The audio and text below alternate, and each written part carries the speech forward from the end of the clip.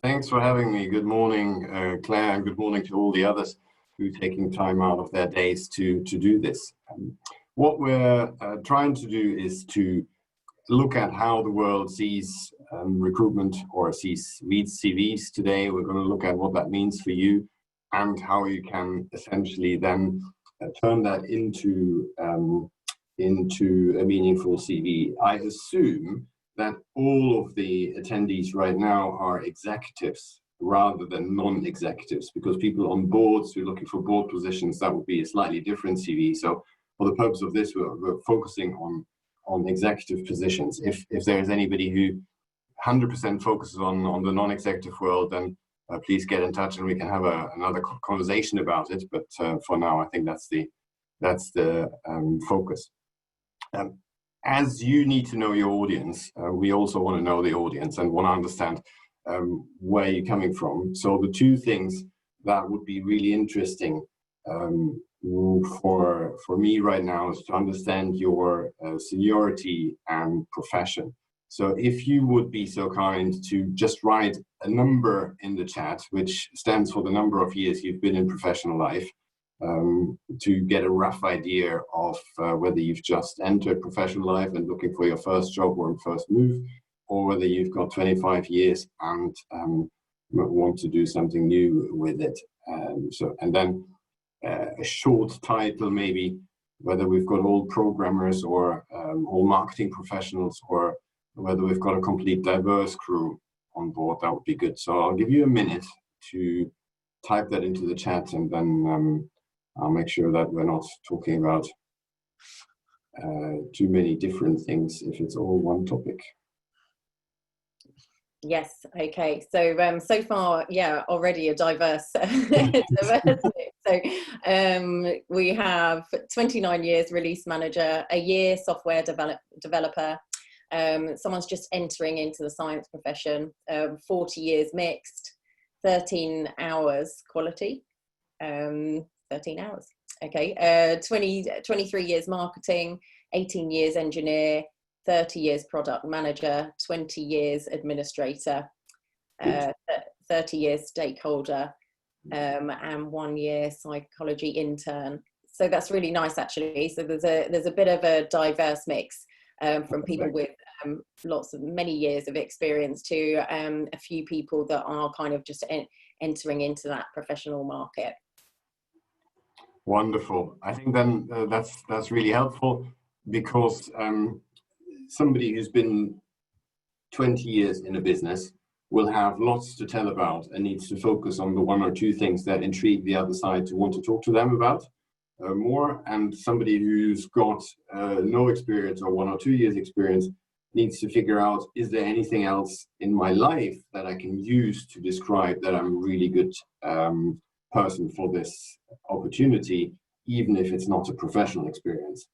So how do recruiters and hiring managers read your CV these days? If you look at it, they don't have much time. They have lots on their desks, both the internal recruiters and the agency recruiters or executive search consultants, and they won't, I have to disappoint you, read from A to Z.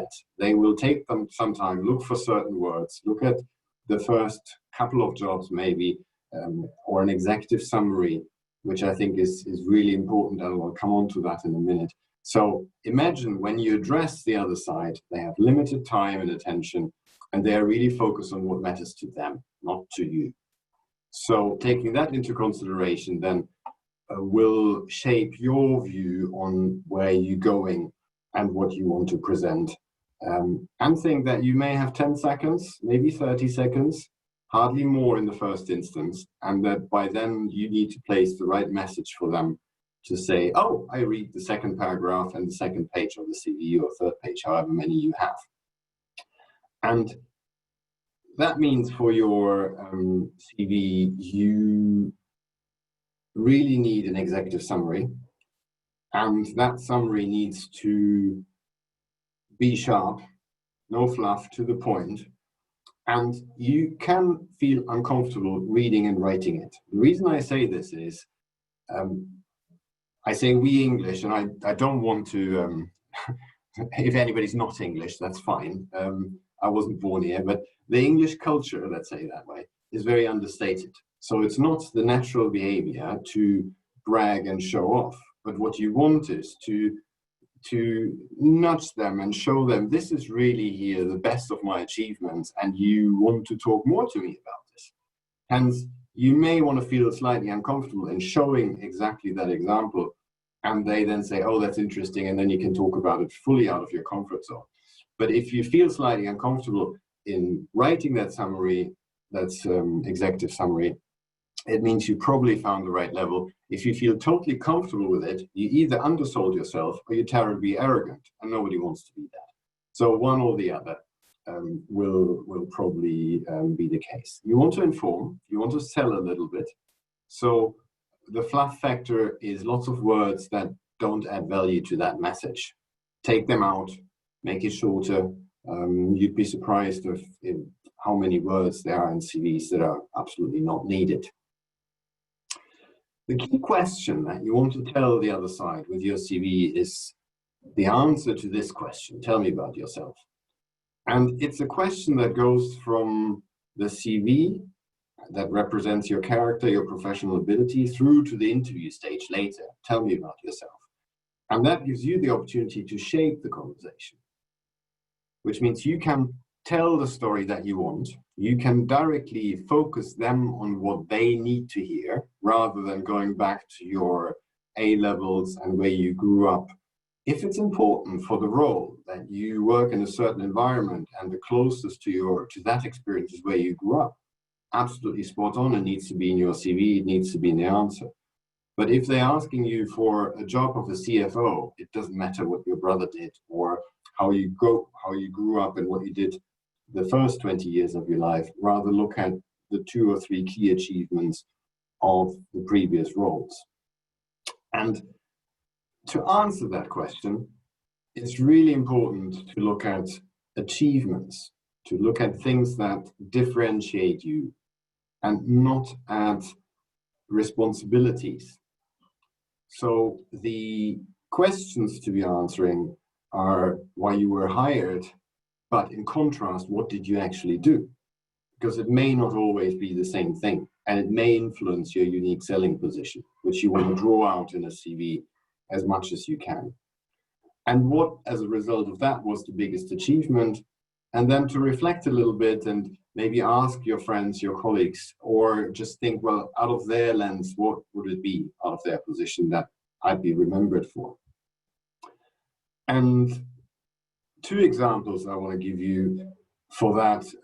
A lady came to me. So I spend a lot of time advising CEOs and boards and their teams on talent strategy, but also on their individual careers, which is the link to this. And a lady came to me and said she's looking for a new job, and she's reflecting on what she's done, and she's always done emerging market sales. She speaks more languages than I've got fingers at my hands, has an impressive track record, and worked in countries where nobody else wanted to go. And sometimes she was based there, sometimes she wasn't. And she's done work in Scandinavia, in German-speaking countries, in Central Eastern Europe, in the UK, obviously. And she tried to put it all together under one umbrella and found it really difficult and thought she was the emerging markets expert. And then when we asked these questions and she went through it, she realized that the 2 things that would describe her the most were the following. She was in a team meeting as a sales representative or a sales manager, and another colleague said that one of their clients wouldn't want to renew the insurance contract they had with this client. And it was 10 criteria for a fee, I make this up, 10 criteria for a fee over £100,000. And the client didn't want to renew, end of story, no revenue, no sales, really bad mood in the room. And then they sent her in there instead of the account manager, and she managed to understand what the client wanted and sell them 7 criteria for £80,000. So she basically, yes, she got less top line, but the effectiveness and the profitability of what she sold was better than before. And it was a situation where The other side did not know how to verbalize their needs, otherwise the other account manager would have done it, or sales manager, but she was there to tease it out of them. And in another situation, she found out by answering these questions was that one of her colleagues had fallen out with a client and they didn't want to renew. And so they sent her in there again, unobtrusive, but very professional and open-minded, strong communicator. And she was able to understand what the problem was in the communication between her colleague and the client. And she won the client over, understood that, and built a long-lasting relationship. So the reason I say this is she basically went from being a sales manager for a certain region to a sales manager winning difficult deals and being able to read difficult situations. And in a world like today's, where nothing is like yesterday, and even your closest competitor is moving further away because they make difficult or different strategic decisions, then moving from one competitor to the other becomes less likely in certain industries. And hiring somebody with the same title from another company hardly ever works, because you either make a cultural hire or a performance hire. So second example is, if you look at the difference between the language chosen, for example, I head up marketing, or I lead the marketing team. I lead 50 people, or I grew the team from 25 to 50 in 12 months. My team manages, I stick with marketing, 20,000 leads a month, to my team grew the daily leads from 2,000 to 20,000 over 18 months. So I've worked in 3 countries and speak 3 languages fluently. We opened a development office in Salamanca, and I was able to hire locally because I speak the language. So you apply your knowledge and you understand what matters to the other side. If I tell you I speak 3 languages, nobody cares. But if I know that you want to work in Austria, in Germany, and I say, well, I've worked on the ground and speak the language, then I have a much better connection to you. And all that applies to your CV, to the way you present yourself and you show your abilities in it. So what I suggest now is look at your last role, or maybe the role before, and we try to develop one example at this stage. Answer the questions here, take a piece of paper, open a Word document, whatever suits you, and answer those questions in simple bullet points. No need to completely formulate it to the finest level, but see what you get out when you answer, why was I hired? What did I actually do? What was the biggest achievement? And what would others remember me for? And try to put that into 1 or 2 sentences, really, not more, and see what you think. We'll time 5 minutes for one example, and then we'll see whether you need a couple of more minutes or less to see whether we go for a second example or take it from there. But I'd suggest that we do that now. Does anybody have any questions until now in regards to those questions put up here, or what I said until now? Okay, there's nothing coming through the chat box at the moment, Ulrich. I'll just wait for a second. But how we'll manage this is take time to think about these questions and put something together, and then we'll be asking those of you who are brave enough to just put in the chat box okay, and then we'll unmute you and ask you to share those with us, because I think it will be really interesting to see what some of you have come up with and helpful to others in the platform. So yeah, once you're ready and you want to share, then just pop okay in the chat box and we'll come to you. Perfect.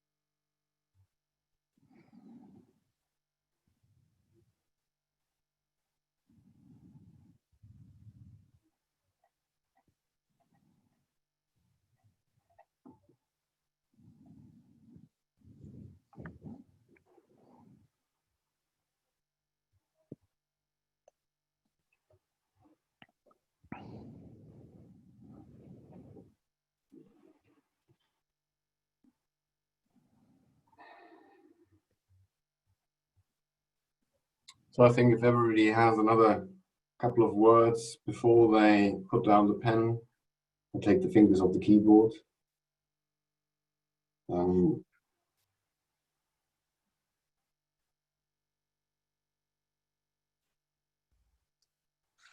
Yep, we have at least one person happy to share their example, so that's good. If anyone else is, that would be great. Oh, we have a couple, so perfect. Very good. Shall we go ahead? Yeah, absolutely. Let's crack on with a couple of examples, and then anyone else that wants to interject, please do. So, Sarah, if you're there, we have G, who's happy to share his or her examples. Who's G? I'm just looking for G. I wonder if he's changed his name. Where's he got to? Oh, yeah. G, if you're there, feel free to unmute yourself, but I can't quite see him in the list. Perhaps he's lost connection. Is there anyone else? It's actually Georgina. But sorry. Georgina. No problem. No problem at all. Thank you. Okay, so I'll kickstart. No idea if this is what you're looking for, so please obviously give me some feedback, good or bad, on this. In my current role, I was essentially hired to manage some change and restructuring within quite a large team who had been in their roles for 20 plus years, but also who needed to learn a little bit more about change and growth within the business themselves, and whether the roles were actually still relevant to them. So going on to what I actually do, or what I did to help that, I introduced some structure, regular team meetings, and laid out some clear expectations and timelines of actually what needed to be done and why, as I realised that some of them needed a bit more clarity as to why what they needed to do would benefit the wider team. My biggest achievement within this role was opening a new department and seeing the benefits of cost reduction, but also huge efficiency to the business, and lack of reputational damage, which was something that we had suffered with previously. And as far as what colleagues and clients would remember me as being, they would probably remember me being very detail-oriented, incredibly passionate and determined, and some may say a dog with a bone. So those would be my my answers to those questions. Brilliant. I think that's really good meat for the bone. So, so if you look at all that, it's absolutely the core information that you want to put into the executive summary. So the last things that your colleagues said about you, that's the color to explain how you do things. Mm-hmm. The achievements, cost reduction, efficiencies, and reputation are things you can even put numbers to it. unless it's super confidential, but you can put, if you can't put numbers to it, you can put, or actual numbers, you can put percentages to it. So improved cost reduction or reduced cost by 7.5%. Yeah. If you're not allowed to put the number out there, but it will show the other side exactly. Oh wow, she's got something. She's not just fluff and says, yeah, I'm a change manager, which is a very dangerous word these days because it's overused. But you have actually delivered on that promise. Okay. And what you have delivered is a cost reduction, a gain of efficiency by reducing working hours or reducing it from 4 systems to 1 system or whatever you can use to describe that. And together with your PR agency, you may have reduced the reputational risk, or you have increased the employee engagement score, whatever you use to measure that. And so by putting all this together into 2 sentences with detail-oriented change manager who has proven to be able to deliver cost reduction by doing this, by giving structure and setting goals for a team of 7.5 people, then you've got 2 sentences, maybe 1 sentence, who sets you already apart. Because others may only have 1% cost reduction, or manage the team 2 instead of 7,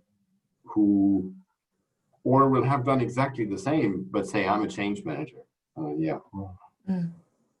Does that make sense? Yeah, it does. It does. I'm an operations manager, but I essentially feel like I am a change manager, which is interesting you said that. So I work for an education company at the moment. So the stats, as you quite rightly mentioned, would be confidential.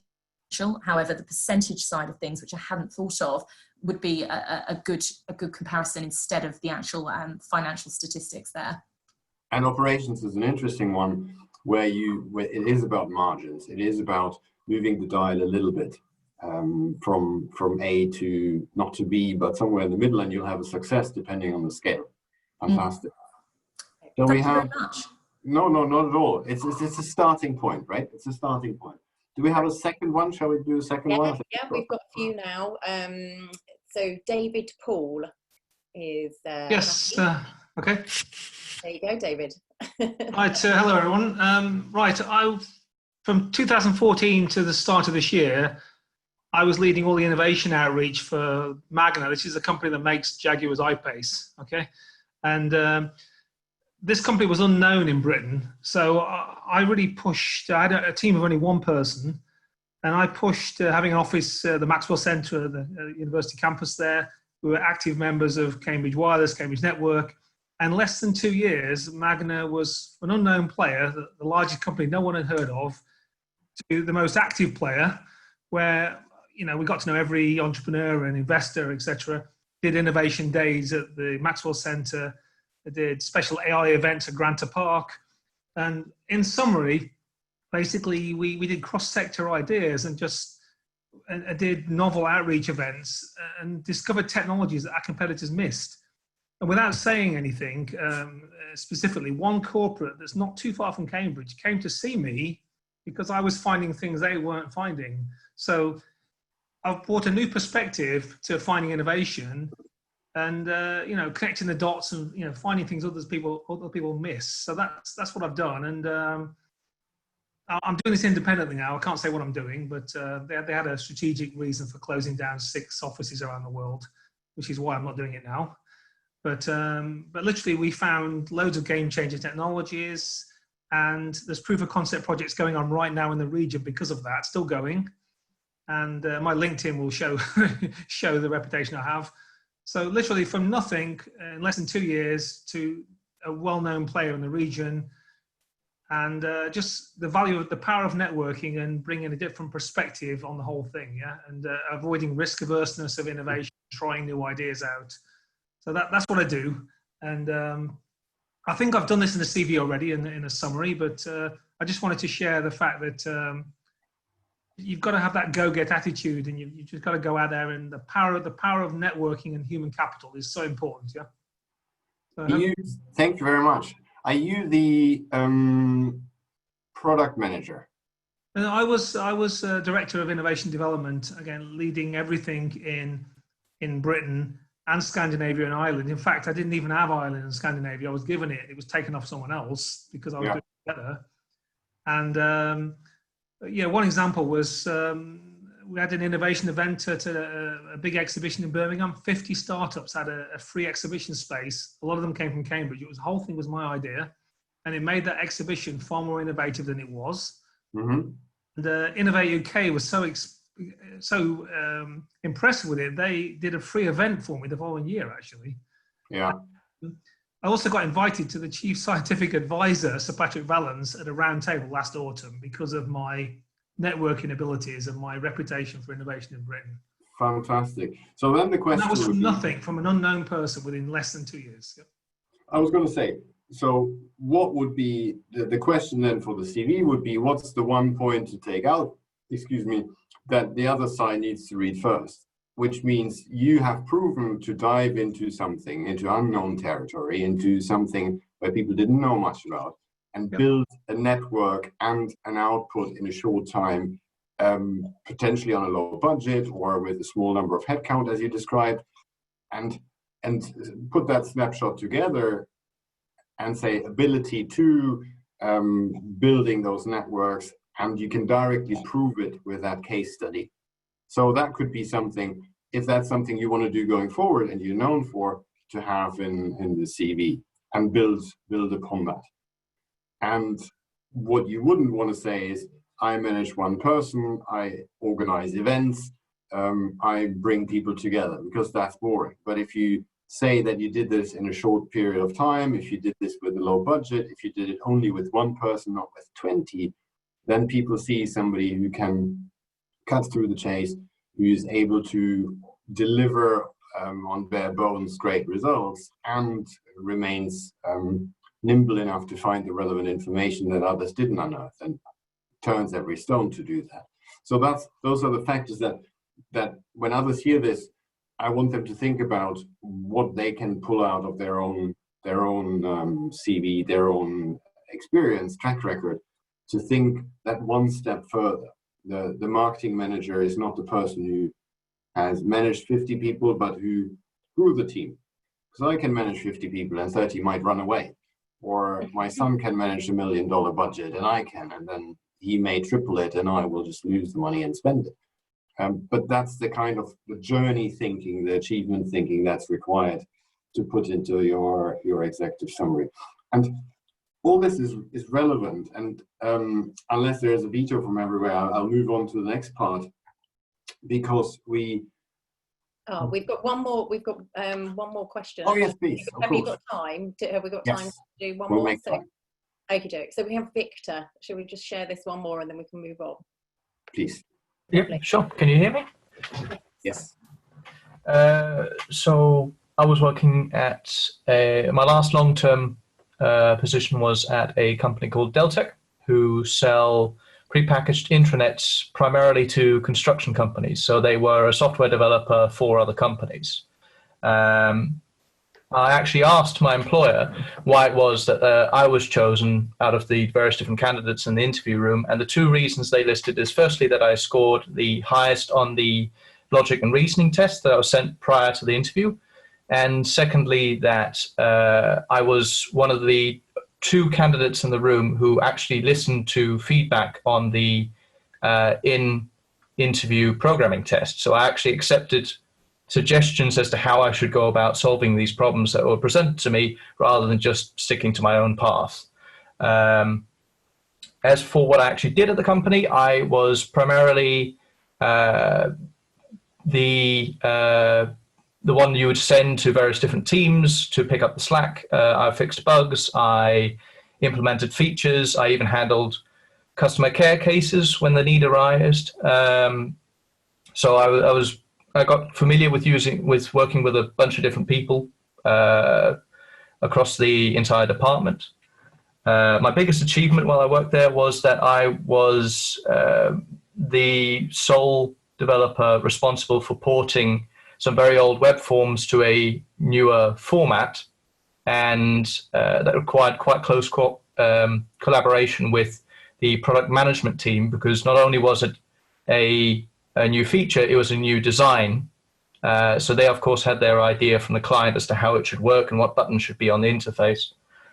And I was the one who suggested possible solutions and different ways that this could be handled, while still making certain that the end result would work with our existing infrastructure and wouldn't require any major changes anywhere. What was the last question? What will I be remembered for? Well, I'm not entirely sure, but I do remember that it did seem that a lot of the staff found me very pleasant to work with, especially as the intern who didn't really know very much. And my line manager did say that I had a habit for picking up feedback quite quickly and learning quite quickly and adapting myself to whatever role or situation the company found itself in. Very good. That sounds good. And that sounds logic to me, because if your verbal reasoning and the description they've given you, why they hired you, that you're able to, you have the behavioral framework of asking questions before making assumptions and taking actions, then that would lead the interpretation, or allow the interpretation, that you're keen to ask those questions, get a full picture before you make a decision, rather than come to fast conclusions. And given that you have a small number of experience with somebody who's done the same job for 20 years, you're open-minded to go into whatever direction you then led by learning those things, which is great. And so, given that you're at the earlier career stage and already have that example of where you go into unknown territory, and you're able to go into unknown territory by asking the right questions and asking enough of them, and not afraid of asking different people to do that, and then able to connect different parts of the company and use your software development skill set to implement what they're looking for, you are not the typical, I exaggerate, waterfall developer who do this and come back when you've done it. So drawing that out in a world where nothing should ever go one way only for the next 10 years and call me back when you've done it in 10 years, it stands out. So pulling that and say, although I only have that experience, in your mind, you don't write that, I already demonstrate the behavioral framework of somebody who's experienced enough to make decisions or follow a decision tree, and draw that out. So learning fast, picking feedback up fast, and able to deliver that project by doing it in a certain way would be something that, from the short conversation here, I'd use to describe yourself in the shortest or smallest possible snapshot, rather than say I'm a product developer, I'm a software developer, full stop, because there are too many and not enough, in particular in Cambridge, when it comes to that. Very good. Excellent. So we've got the reason that this was important, or is important, is the following. You can go on the internet, and there are lots of different sample CVs when it comes to formatting, and lots of different fonts and suggestions how big your name should be. And yes, of course, I have a favorite. And yes, of course, I think my personal CV is the best ever, because I want to believe in the fact that it's good and it represents myself. But representing yourself is key. So whatever you feel represents your character the best possible way, and displays who you are and how you go about things, will be a design that will suit you.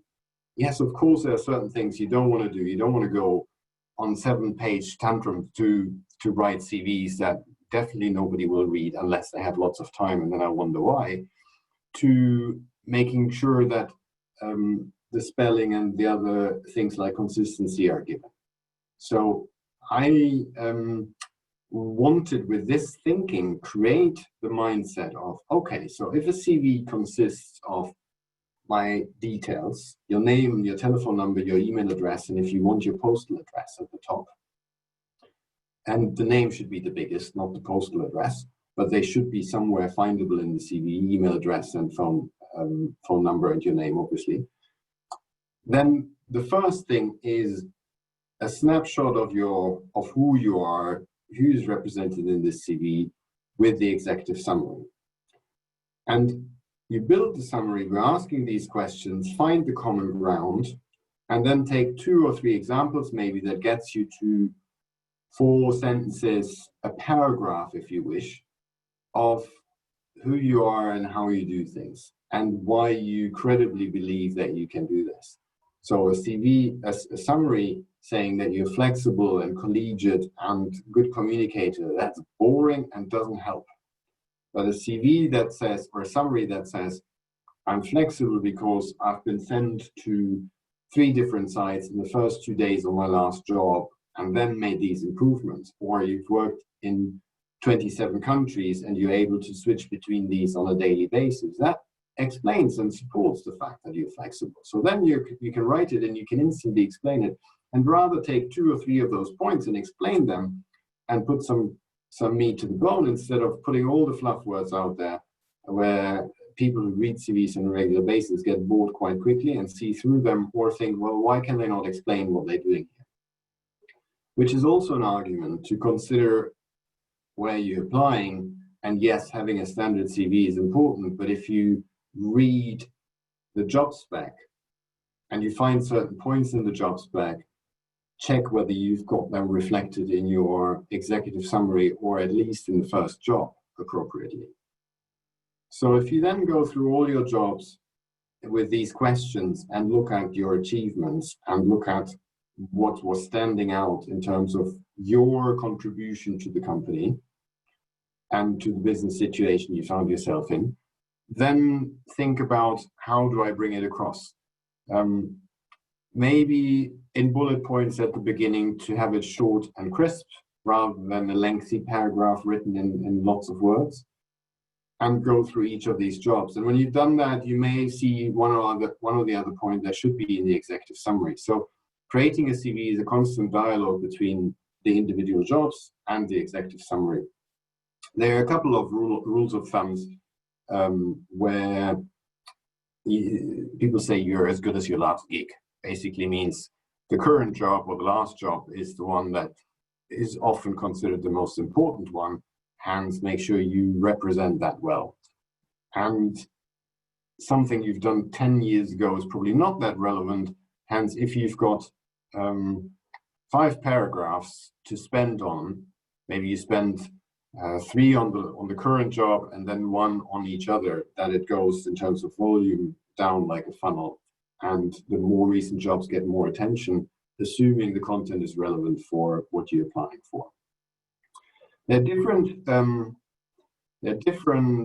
types of CVs. So there's a chronological CV, very clearly the latest job at the top. People know instantly where you are, what you do. There's a thematic behavioral CV. I'll come on to that in a second. There's LinkedIn and other professional networks that are relevant for your profession. The developers, to come back to that, have their own networks, and some of them may find LinkedIn rather boring because they get all their jobs through other networks, but nevertheless, you need to figure out what's relevant for you. If you want to be in the German market or German-speaking market, you look for Xing. If you look for Anglo-American market, it's LinkedIn. If you look for, and so on and so forth. Then Claire pointed out when we spoke about this in preparation that Cambridge is an area where you've got lots of contract work and lots of projects. So how to deal with that, for example. And then a CV somewhere mixed between behavioral and chronological CV makes sense, because if people would look at every project you've done for 6, 12, or 18 months, they would find it distracting that there's a company, there's a date, there's a description, there's a company, a date, a description.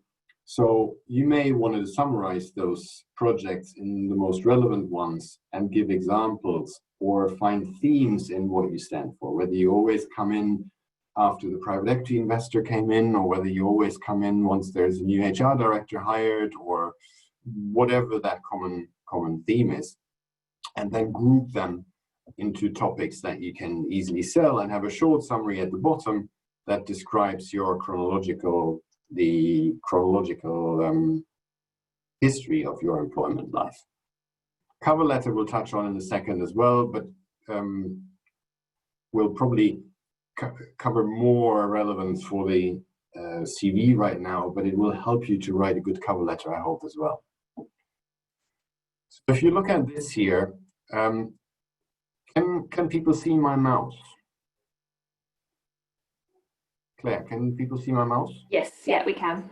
Fantastic. So this is a randomly picked CV with an executive summary here. If you recognize any similarity between what I said previously and what you read here, then yeah, that's not accidental. I didn't want to breach any confidentiality, so I've taken my own one. And then I looked, in this case, I looked at the job description, and they were looking for certain criteria. So strategy, growth, change, talent development are topics. And then you fill them with here, with content. And on the next page, which I haven't got here, you'd find a small paragraph listing all the companies that I've worked for and when I've worked for them, hoping that the other side sees, okay, what he does is more relevant than how long and where he's done it, because the examples are there. And here it's really important that you take the content across from the roles and make sure that you've read the position profile, or choose those behaviors or competency based on what you want to do, which is another topic and consideration for less experienced professionals. You look at your executive summary and find, well, I don't have that many examples. Well, then write what you want to do. Write with a special interest in. And if you then describe what you've done, even if it's not exactly that, you find a way to describe it in a way that it's transferable and people recognize that you can do it, and you need to explain why. Okay, there's a couple of questions actually, Ulrich. I mean, I've got my thoughts on them, but yeah, hand these over to you as well to see what you think. David Paul, in the US and some other countries, it's commonplace to add an image on the CV. It seems to be frowned upon in the UK.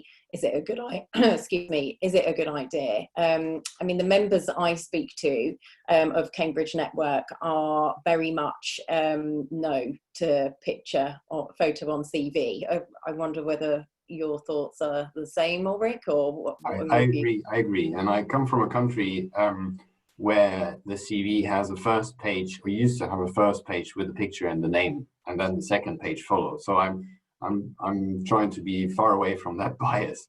There are a couple of reasons for that. So one is you want to, obviously everybody would rather, look, Claire, if you and I put both our pictures upon there, then I don't get a job. They all go to you, that's clear.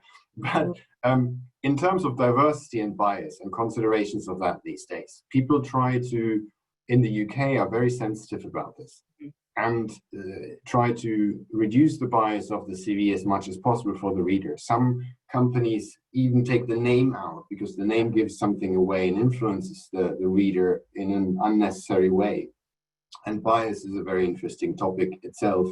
And diversity is something that lots of people spend lots of time, rightly so, trying to incorporate into their business. And yes, it would help if they see on the picture that somebody is different to them. But even if they want to hire somebody different, they may still unconsciously fall back onto who's the same to them.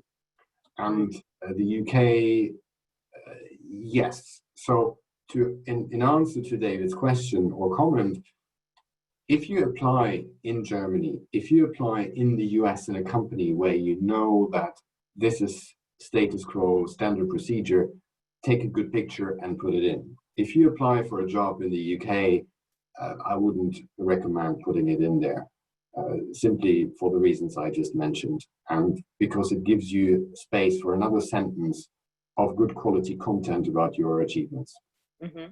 Great. Thank you, Ulrich. And another question here, why have a summary on CV when you can have a cover letter?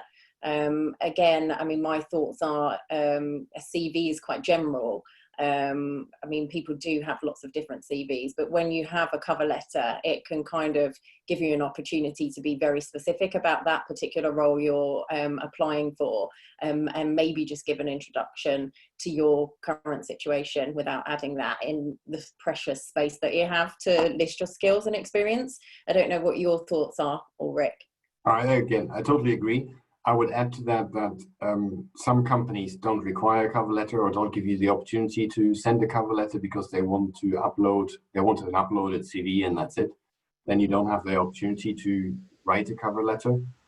It also prepares you for an interview situation or for a networking situation if you've written the executive summary as an elevator pitch for your CV, because that's the moment when you need to shine and you may not know what the other side is looking for, but at least you've got something that sticks with them.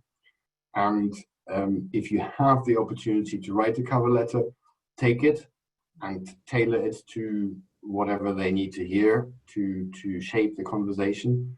But be aware that not always cover letters are required or requested. And even if everybody uses the same recruitment system, the recruiters tailor the requirements, and some say I need a cover letter or leave the option open, or say I don't want a cover letter. Hence the CV should stand on its own and should be self-sufficient. Excellent. Excellent. There's one more thing if we've got time as well, Ulrich. You and I mentioned this actually prior to this, so I'm really pleased it's come up.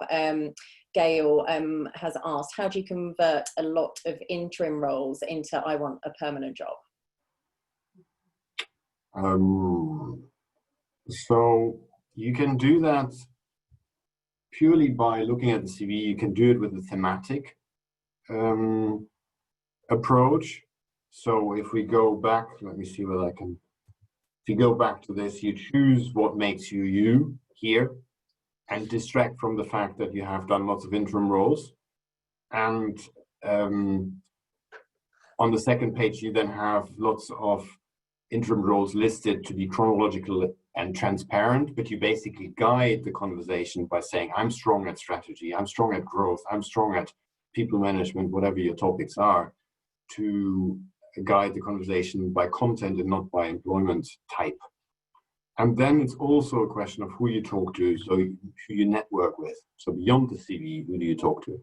If you've used to talk to the interim recruiters, then take them off your call list and prioritize the permanent recruiters. If you have an executive summary, try to put it in there, seeking a permanent role or so. And when you get interviews, prepare why. Prepare that your life changed, you want to see it through. Lots of people I know, maybe that's the same for you, who have been consultants or interim professionals for a long time, have been very good in very quickly learning something, very quickly implementing it, often even working below their potential, because if you need to come in very quickly, you don't have the time to do all the stuff, but you deliver great results. But they feel they want to see it through and want to see the whole project to the end, want to see the implementation and harvest the fruits from it. And so find the motivation why you would do that, and then explain that and say that you're ready to do that. So that would be the two things or three things. Structure the CV in a certain way to distract the reader from the different jobs, the number of jobs. Choose your network and prepare your challenge lines or line answers to challenges. Why? Perfect. Thanks, Ulrich. So we've basically jumped a point, which is fantastic, and we're still absolutely on time to. Sorry, this is cover letter. We covered. Read the position profile to make sure it's aligned with what you're telling the other side. Don't waste ink on I'm applying for a job as. You can already say something why you stand out or gather their interest in a more creative way. Be confident to prioritize. By that I mean, if you read the position profile, you can't comment on every aspect of the position profile in your cover letter. So what you want to do is you want to pick 1, 2, 3 points that you think you're the strongest in, or they're the most important to the company, and elaborate on them. Why you stand out, why you're the best for the role, and why they shouldn't talk to anybody else. And you need to be confident that this is the argument for them, not to give you a job, it's only the argument for them to get you into the room. So you want to tease them, intrigue them, make them curious and confident that yes, this is time well invested to speak to you. Brings us to the fundamentals. So like I said, you can go onto lots of websites. Most universities, I think even Cambridge Network have, or used to have, Claire, correct me if I'm wrong, a format that helps you to write a CV. And if not, you go on, I think, University of Kent, University of Cambridge, the student bodies there will have a format that's really helpful to channel your thoughts. Mm-hmm. And then you have the structure, and then it's about the content, because lots of CVs look the same these days. So it's really about the words and the content, I would argue. Use active language, use verbs, start with them, start with giving the other side no excuse for not thinking, oh, this is good. Be consistent in formatting. So if you use one font, stick with one font. I have used 2 fonts in this presentation. Here the question mark is another font, because I figured out that the question mark of the original font was horrible. So I'm breaking my own rules here, but stick with one format, stick with one font. Make sure that if everything's centered, or if you want to center everything, make sure everything's centered. There is a something that I often see, and some people think it's more important than others. If you have, for example, company hyphen employment dates, if you put the hyphen there and leave the line after the employment dates without doing anything, it will be a short hyphen. If you hit enter or hit space, usually the hyphen in Word gets to a longer hyphen. But if you have that in different lines, in different formats, it doesn't look very good, and it distracts from the content. The same if you write July 2012 to August 2015, or you write 07/2013 to 09/2019. Stay consistent in one or the other, that people don't get distracted. Photo we discussed, contact details we discussed. Yes, sorry. Sorry, someone asked the best fonts, which is, I suppose it's the consistency that matters, but I think ones to avoid are Times New Roman, personally, but everyone's got their own preference. I always use, is it Calabri or something like that? Yeah, what do you suggest? One. Yeah, I think that's a good one. Yeah. I think fonts without too much swell. Yes, or the italic fonts that are difficult to read, or that a printer may